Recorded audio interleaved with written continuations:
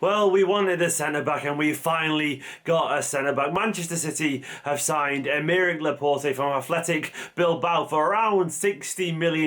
His release fee clause. We finally have a centre-back and it isn't Johnny Evans. It's a promising young French international centre-back and I am very, very, very happy with this news. This is a player that we've been watching for a very long time and Laporte has finally decided that he couldn't say no to Guardiola for a second time. He's made a very wise decision in my personal opinion. This all absolutely blew up out of nowhere over the past 2 or 3 days. Laporte, a man seemingly forgotten by Manchester City, is now our new centre-back. He is now a new option for us. He's now possibly enabling us to play three at the back and he's now in a blue shirt. And this is a very good time to be a Manchester City fan. Yet again, we signed a young player full of promise, a young player that lowers the average age of our squad, that gives us this youthful profile, this platform to build on. And he is there now, another option in an ever improving squad. So who is Laporte, I hear you ask? Well, as I said, he's 23 years old. He's born only the day before John Stones, which is a nice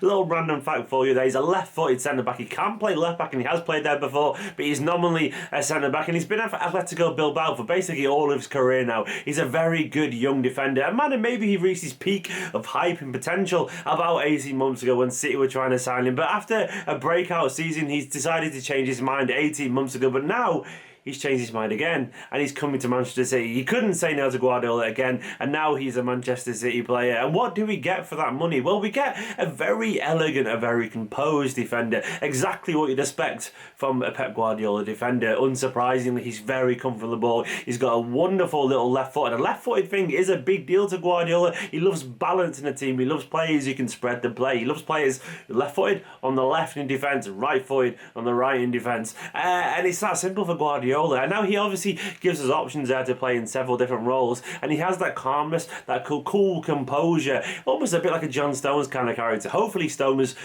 before his current reign of form, hopefully Stones of a few months ago, he gives us that option to basically control games and dictate from deep, and he does know how to defend. He's not been at his very best recently, but he's a big lad. He's got a decent turner base. He reads the game very well. He's an intelligent player, and he surely brings another way of playing to this Manchester City team, as well as being a rival to Otamendi and Stones. Now we know we have options, but they're not preferred options as it currently stands. Vincent Kompany, unfortunately, he just simply isn't reliable. I love Vincent Kompany, a great big deal, but now he's relegated down to 4th spot, surely. And Mangala, he isn't a Guardiola kind of player. You'd have to think Mangala will leave in the summer almost guaranteed and probably not play again this season for Manchester City Football Club. And it means Tosinado Rabayo, he's likely to go out on loan. I suspect he will go out on loan. I've heard a rumour that he's been told he couldn't go out on loan. So basically it means Laporte now, instead of coming in as a 4th choice defender, and I've said before about Johnny Evans, the reason I don't like signing 4th choice defenders or backups in general is that they tend to lower the quality of the team because they don't get the game time required to reach their average 7 out of 10 level and drop to a 5 out of 10. You don't sign backup players because they should always be able to fit into the first team and improve the team in theory. Laporte fits this profile of a young player with loads of promise. Think of all the signings recently. Think of even Mendy, he is young. Think of the likes of John Stones,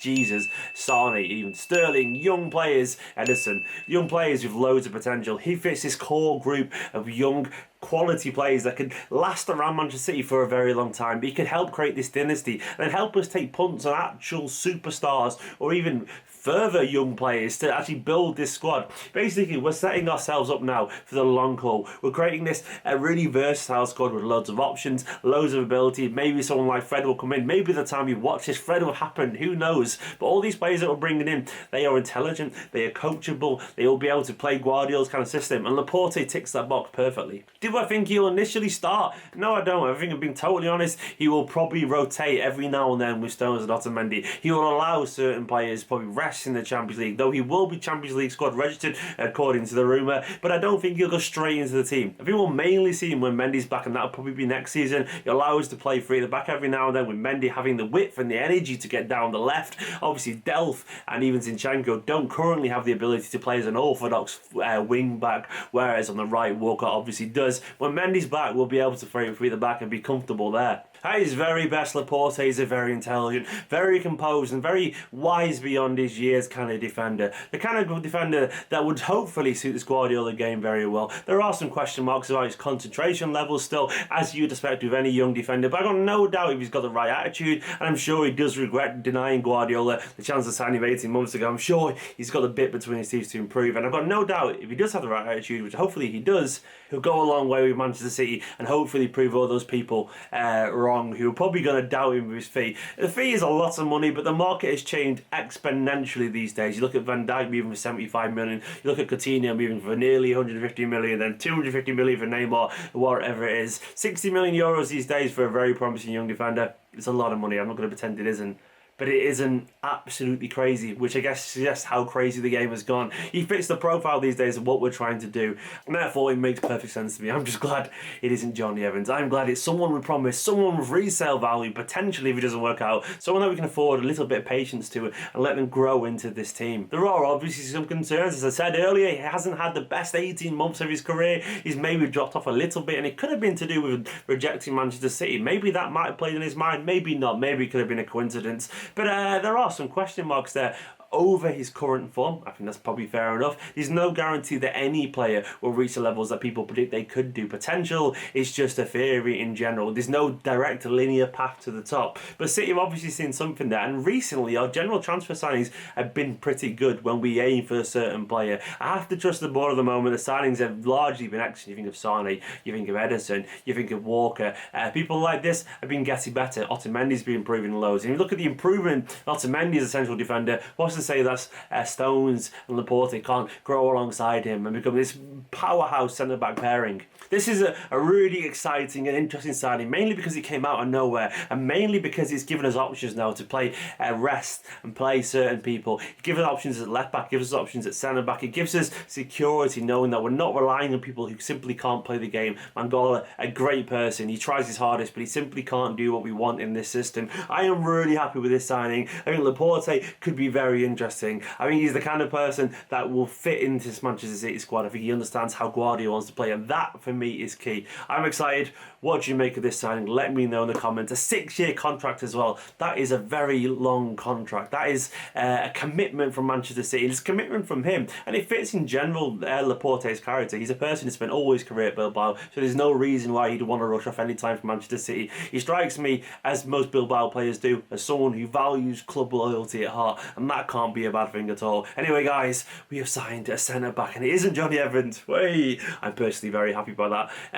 And it's a good one, a good young centre back. Let me know in the comments where you think he'll play, if he'll play immediately, if he'll just be a bench player. Can you see him dropping either Stones or Otamendi for Laporte? Let me know what you think of this signing, and I will see you next time.